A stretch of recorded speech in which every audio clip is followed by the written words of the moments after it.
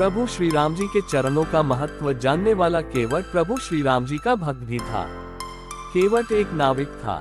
बालमित्रों, नाविक अपनी नाव से लोगों को नदी पार करवाता है। प्रभु जब वनवास के लिए जा रहे थे तब उन्हें नदी पार करनी थी। उन्होंने अपने सखा केवट से उसकी नाव मांगी, परंतु केवट नाव लेकर ही नहीं आ रहा था। उसे पता था कि प्रभु श्री राम वनवास में आगे चले गए तो मुझे उनके चरणों का दर्शन फिर से कभी नहीं मिलेगा। उसने कहा, मैंने आपको जान लिया है। सब कहते हैं कि आपके चरण कमलों की धूल कोई जड़ी बूटी है जिससे पत्थर भी मनुष्य बन जाता है। आपके चरणों को छूते ही अहिल्याबाई पत्थर की शिला से सुंदर स्त्री बन गई। मेरी नाव तो लकड़ी की है, लकड़ी पत्थर से कठोर तो होती नहीं। मेरी नाव भी आपके चरणों के स्पर्श से स्त्री बन जाएगी। यदि मेरी नाव भी स्त्री बन गई तो मैं अपना काम कैसे करूँगा? कमाने और खाने का मेरा माध्यम ही नहीं रहेगा, फिर मैं क्या करूँगा? इसी नाव से मेरे परिवार का पालन पोषण होता है।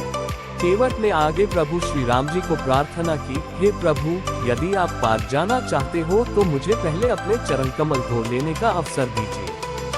हे नाथ, आपके चरण कमल धोकर आप लोगों को नाव पर चढ़ा लूंगा। इसके के लिए मैं आपसे कुछ उत्तराई नहीं चाहता। मैं सब सच सच कहता हूँ। भले ही लक्ष्मण जी मुझे तीर मारे, पर जब तक मैं आपके चरणों को धो नहीं लेता तब तक पार नहीं उतारूंगा। केवट के इतने प्रेम भरे शब्द सुनकर श्री राम जी उस पर प्रसन्न हो गए। उन्होंने केवट को अपने चरण धोने की अनुमति दे दी।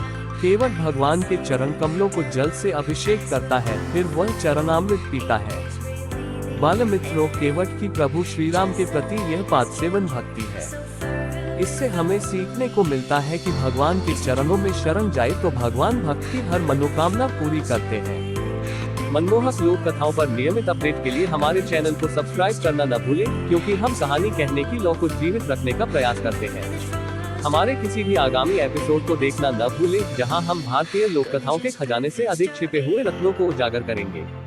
हमसे जुड़े और इस अविश्वसनीय साहसिक कार्य का हिस्सा बने, क्योंकि हम आपको लोक कथा इतिहास, लोक कथाओं का अनावरण की मनोरम दुनिया में जाने के लिए आमंत्रित करते हैं। मंत्रमुग्ध और प्रेरित होने के लिए तैयार रहें।